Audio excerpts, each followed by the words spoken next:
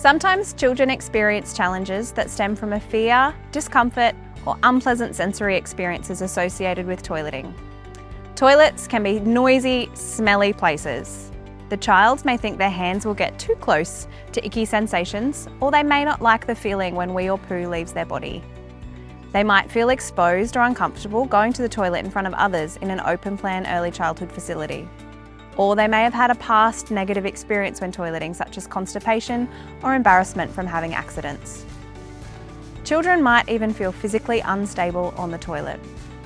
Some children can take longer to acquire the developmental skills required for toileting.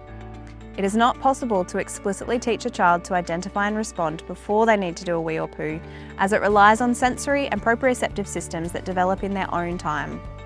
However, we can still teach about the toileting process while this skill is developing. Practicing the steps regularly, reading stories or watching videos can help develop all of the other skills that can be taught, like dressing, sitting, wiping and hand washing. As an occupational therapist, we often look to ways to adjust environments to support participation. The best solutions are often found through trial and error, such as equipment, sensory tools, or changing the way a task is completed.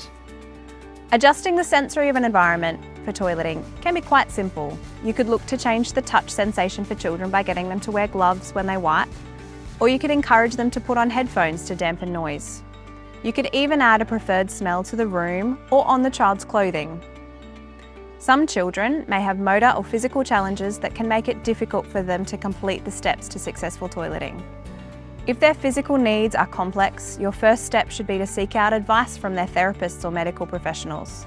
Some things you could try are standing to wipe, using a step stool, using a ring reducer, wiping between the legs rather than reaching behind. Good positioning for most body shapes and types is a hip angle of less than 90 degrees, so tilted forward a little, with hips square and feet flat and stable. Handrails might help to add support to allow the pelvic floor and core muscles to relax. Starting with a little prompting and only increasing if necessary is an effective way to teach physical steps while also increasing the child's independence.